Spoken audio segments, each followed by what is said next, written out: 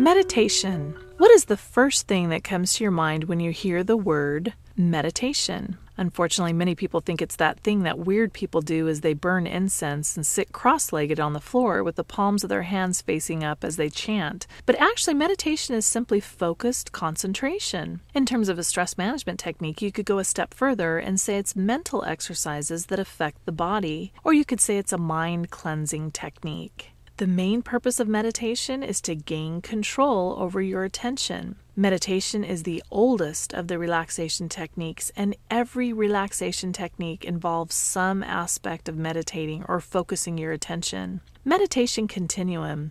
The Meditation Continuum illustrates the cognitive stages of meditation. When you do these relaxation techniques, you might notice that you go through the following stages.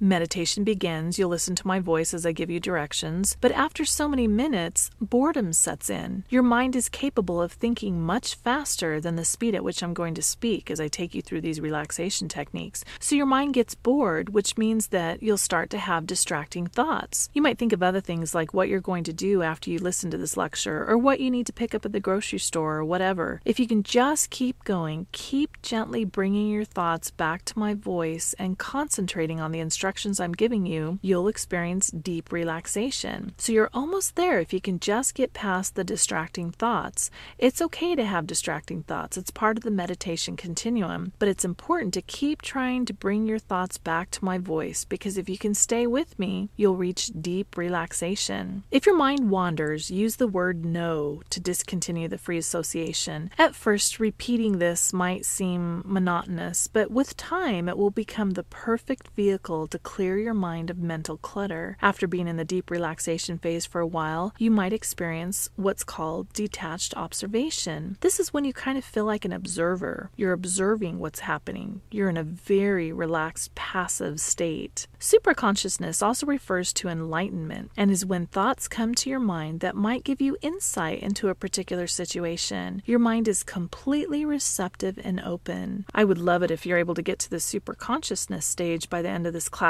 but if you can at least get to deep relaxation, that would be great. Types of meditation. Meditation involves restricting consciousness to focus on a single thought. This single thought becomes a device to wipe all other thoughts from the conscious slate. Two main types of meditation are mental repetition, which involves use of a mantra, which is a one-syllable word or short positive phrase that's repeated in your mind as you exhale, and repeated sounds. In some forms of meditation, this sound is repeated continually to help focus the mind's attention. Examples of a mantra are joy, one, Om. Although Om is not a word, it's considered to be a relaxing one-syllable sound and is commonly used when meditating. Examples of repeated sounds are a beating drum and chimes. Natural sounds like ocean waves and thunder can also be effective. Benefits. The overall benefit of meditation is increased concentration, which results in increased awareness. Would you agree that when you have a lot of things going on and you have a lot on your mind, it's more difficult to concentrate? Do you ever find your mind wandering when you're trying to complete a task because you've got a lot on your plate? Years ago, a friend of mine had just gotten a new job, was relocated for this new job far away from her friends and family, and had just gone through a breakup with her boyfriend. So she was dealing with 3 major stressors all at the same time. She told me that one day she went to the mall to go shopping for something she needed. As she was walking back to her car, she couldn't find her keys in her purse. As she approached her car, she realized that the keys were still in the ignition,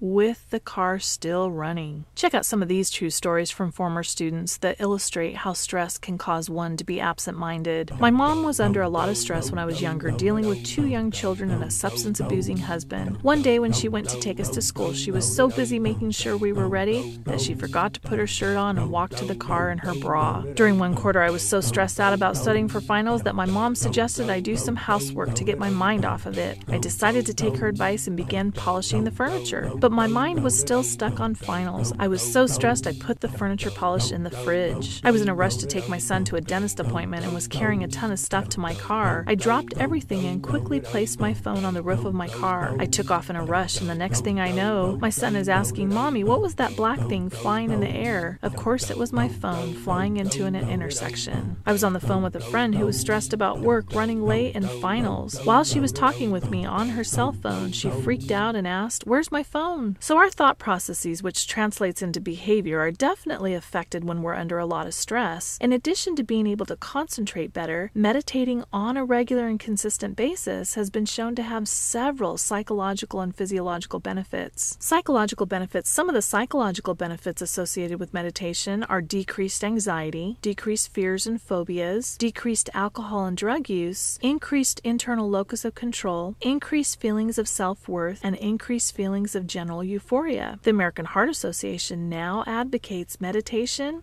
as a preventative health measure in conjunction with proper diet and exercise. Coronary heart disease is even reversible in some cases in people who combine meditation with changes in diet and exercise. Some physiological benefits associated with meditation are decreased oxygen consumption, decreased blood lactate levels, decreased heart rate and blood pressure, decreased muscle tension, increased alpha waves, and increased skin resistance. Recommendations: there are certain factors that help increase the effectiveness of meditation. A quiet environment. There's no picture and no sound. It's the peace and quiet channel. Obviously, it's optimal to practice these relaxation techniques in a quiet environment, but as you practice meditating, you get better at it. What I mean by that is you can cause a decreased heart rate and blood pressure, etc., at a faster rate and to a greater extent, and external sounds become less disruptive. I remember one time when I taught this course in a traditional classroom, it was particularly noisy outside the classroom one day. After doing the relaxation technique, I asked the students if they were able to concentrate despite the noise. I was amazed at how many students had no idea what I was talking about. They asked, "What noise?" This was towards the end of the quarter after we had been practicing the techniques for a few weeks. So a quiet environment is always better, but as you get better at doing the techniques, you may be able to block out noise. A mental device. A mental device is any object or tool used to replace all other thoughts. It's a focal point to direct all attention. A mantra would be an example of a mental device. A passive attitude is a receptive attitude. Don't stress out about getting relaxed. Learn to relax and let it happen rather than make it happen. A comfortable position. You can do these relaxation techniques either sitting or lying down. Lying down is probably better, but sitting in a chair could be just as good, especially if it helps you stay awake. But remember, if you keep falling asleep during meditation, it usually means you need to get more sleep. If you're sitting up, it's best to have your feet flat on the floor, your rear all the way back against the chair, and your hands resting comfortably in your lap. Slumping in your chair may feel more comfortable, but it's really not. You need to sit with your back aligned with your head so that the nerve impulses from the spinal cord are not impeded. So here's a super quick meditation exercise to at least give you an idea of what meditation is about. I'll explain it first and then take you through it. You're going to sit up straight, rear back against the chair, feet flat on the floor and hands in your lap, or lay down with your hands at your sides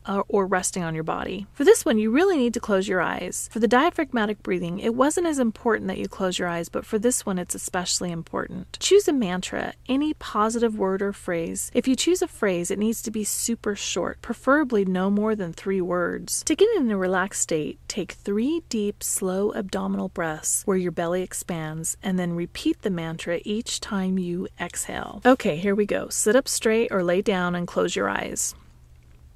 Take a slow, deep breath, making your belly expand and keeping your chest still. Pause and exhale 2, 3, 4, 5, 6. 2 more times. Inhale 2, 3, pause, exhale 2, 3, 4, 5, 6, pause. Inhale 2, 3, pause, exhale 2, 3, 4, 5, 6, pause. Now, inhale 2, 3, pause, exhale, and say your phrase in your mind. Inhale 2, 3, pause, and say your phrase as you exhale 2, 3, 4, 5, 6, pause. One more time.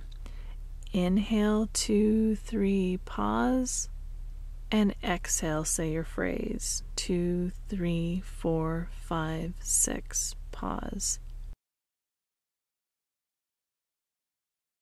The supplemental video for this week is how to meditate and is just over 6 minutes. This is another supplemental video that also counts as your relaxation technique, so please follow along and do the exercise. The first couple of minutes, she'll provide some good information and then you'll need to participate in the exercise. Don't forget to take your 10-second pulse before and after watching the video. Key points. The meditation continuum explains what happens during meditation. Meditation begins, boredom sets in, you have distracting thoughts, then you reach deep relaxation. Then, if you can keep going, you can reach detached observation and superconsciousness. The overall benefit of meditation is increased concentration. There are also several psychological and physiological benefits of doing meditation.